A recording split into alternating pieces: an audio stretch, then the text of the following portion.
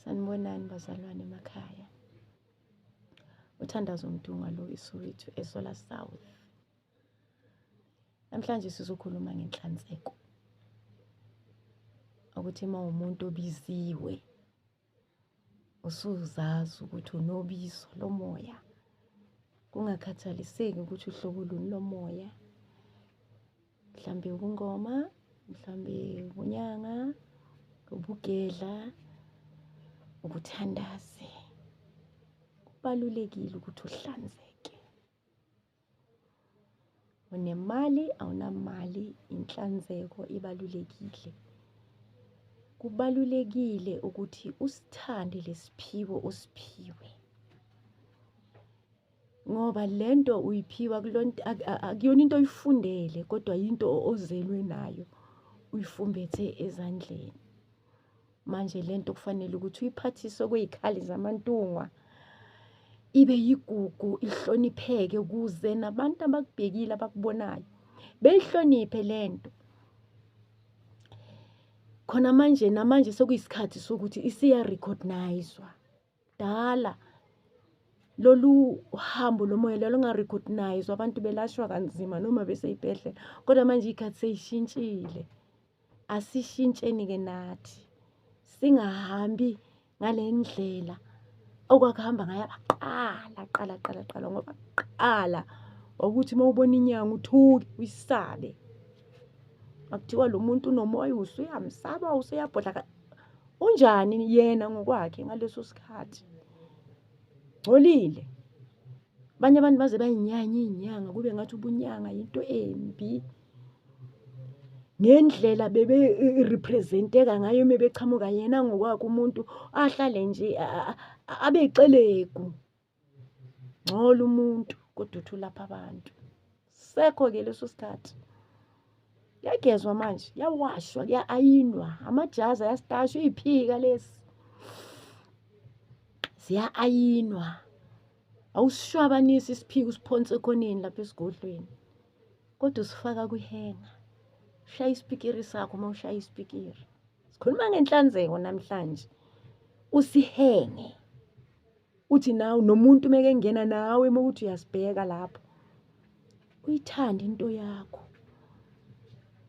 Kuhleleke kuze kuhleleke ngisho lamathonga lezithunywa labantu abadala abahleli kuwele ingilosi zihleleke.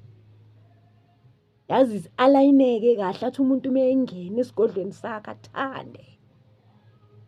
Ethi engena esigodlweni sakho umuntu ephiliswe inhlanzeko elapho, ukuqoqeka kokuhleleka kwama-container wakho. Wabeke kahle ama-container adust abafowethu. Mase unesigodlo nje, asilapho uvela uphose ubeke noma yini. Angithi le ndawo yindawo ephethe abantu abakuthandayo nabakukhethile. Bakubona ukuthi ufanelwe ukuthi ungathembeka kulolu hambo nokulungisa amacala kini. Nazo zonke izinto osazohlangabezana nazo endleleni kufanele ukuthi uyilungise. Bakukhethe ngoba bakubona ukuthi uthembekile. Bebone ngisho nenhliziyo yakho. Manje musu uthathile lo msebenzi, uthathe ngenhlonipho. Ube suyawuthanda. Ithi nalapho usuyobeka khona izinto lezi oyifumene endleleni. Mawusalibele uqhubeka ngohambo, kube indawo epholile bafethu. Ngiyala mina ukuthi uzongena endaweni lapho uzolashwa khona uthuke. Kumnyama, uhlangahlangene, ngathi khona into ezoqhamuka ikubambe. Akuhleleke kushaya umoya ey'godlweni. Ithi noma kusekuthiwa akhona lamathonga angahlanzekile ekufanele uwahlanze, ahlanzwe nayindawo owabeka kuyo. Ithi uma wenza iy'nsebenzo zokuwageza nendawo yobangenisa kuyo kube yindawo epholile. Bazalwane, le ndlela yindlela yokuthi uma sesingale nathi kulelizwe lokufa, kuhambeke endleleni yokufa. Masingabheki kuphela ukuthi kufanele ugeyine ini mawusesengapha.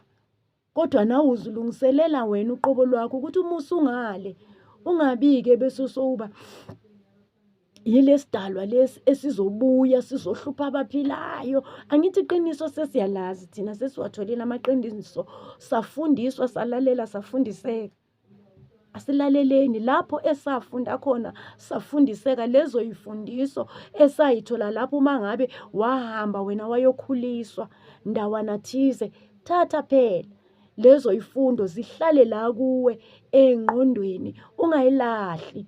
Imisebenzi yabo baba bethu nabomama bethu ogobela abasifundisa mayingahambi namanzi, kodwa makugcineke engqondweni nasenhlizweni.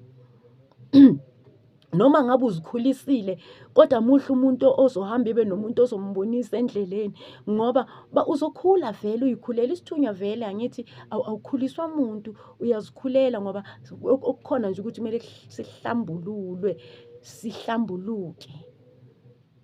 Ya, siyahlanzeka lana bazalwane, bamkelile. Hlanzeke nangokomzimba, umzimba wakho mawungabi umzimba wokwenza inoma yini. Awuhambi-ke uhlangabezana nobudlelwane bobulili ubese uzithola u-involve labo nama-partners ahlukahlukene. Cha, Hlanzeka ayigcini ngokuyingubo phela. Nawe umzimba wakho ufanele ukuthi uhloniphe, ufanele ukuthi uwuqoqe.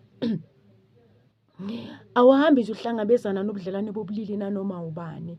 Uyazihlonipha wena, awuhambi uphuza amatshwala, tholakale usudakiwe lapho emgwaqweni, uhamba ubingelela wonke umuntu, uwisa lesithunzi salento oyiyo, uwisa lesithunzi sobuthandazi, sobunyanga, sobuprofethi, sobungoma. Lo bizo lolu liyahlonipheka. Hlonipha labantu abakuphethe. Unezwi lapha kuGenesis, Exodus 23, mangaphosisi, Exodus 23. Uthi, uma uyilalela nokuyilalela ingilosi ekuhambisayo, uthi uNkulunkulu uJehova uyohlala enawe kuzo zonke indlela zakho. Kodwa uma ungayilaleli le ngilosi ethunywe uye, woe unto you. So masifunde ukulalela, sifunde ukuhlonipha abantu abadala abasembethu ithunywa. Bazalwane, indawo le othi sunalo lelo jazi noma lelo duku, henga noma ushayela isipikiri, awujikijeli uhlohla ubeke lapha ekhoneni. Hlanzeke nangokomlomo wakho, ulimi lwakho luqoqeke. Lathi izwi likaNkulunkulu makungatholakali nazwi linye elibolileyo emilonyeni yethu, kepha makube yizwi elilungele ukwakha, uvusa ithemba ebantwini abeza kuwe bexakekile, bephethwe yinkinga. Uthi ubalapha kodwa umlomo wakho ububanikeza ithemba. Uthi ubalapha imikhuleko uthi uyisho kodwa ububaqinisa ukuthi qinani nime, izinto zizolunga. Lisho njalo izwi lithi amazwi aphuma emlonyeni wethu akube amazwi ayolisekile. Manje masikupractice lokho. Awuhambi-ke, hamba ume emakhoneni, lobu uyahleba, uhamba ume emakhoneni ube nalabantu abame emakhoneni nixoxa indendende kukhulunywe ngamagama abantu. Awungenisi noma ubani esigodlweni kuhlalwe lapho kuxoxwe kuphuza amatshwala. Cha. Uthi uNkulunkulu encwadini yabaseKorinte 14:33, akasiyena uNkulunkulu wesiyaluyalu, kodwa uNkulunkulu wokuthula. Masihlale sikukhumbula lokhu bazalwane. Sihlale sikukhumbula ukuthi ngaso sonke isikhathi asibi involve ezimpini, asilwi. Bayathanda abantu ukuthi bekuprovoke, bekutheste ngoba bekubona ukuthi uyathandaza, uhamba ngendlela, bese befuna ukukudedisa kule ndlela, kodwa wena okwakho ukwenza ukuthula. Uphikisani nomuntu okuprovokayo, kufanele ukuthi ube nokuthula. Kunalokho uvala umlomo wakho ukuthi mawufika endlini uyikhulekise le ndaba. uyayikhulekisa. Nabafika bezokuthesta, angithi uma sohambile kule ndlela, ama-test kufanele abe khona. Angithi wena usebenza ngoNkulunkulu, usebenza ngoJehova, bazokuthesta, usathane akaze ukuyeka. Wena awuphikisane nomuntu. Wena umuntu othatha le ndaba uyibeke emthandazweni, uyibeke ey'banini, uzobona, uzonqotshelwa, kodwa awuzilweli wena ngokwakho. Inhlanzeko ihamba kanjalo. Ngalesikhathi ukhipha izwi loku-agiwa nomuntu, uncolisa lesi sithunzi. Ngalesikhathi uphendula noma kungafanekanga, sizohlehla bese kusasa nithi nivaliwe. Bazalwane, ningavalwanga. Siyabonga. Akube inhlanhla emakhaya. Sophinde sibonane futhi.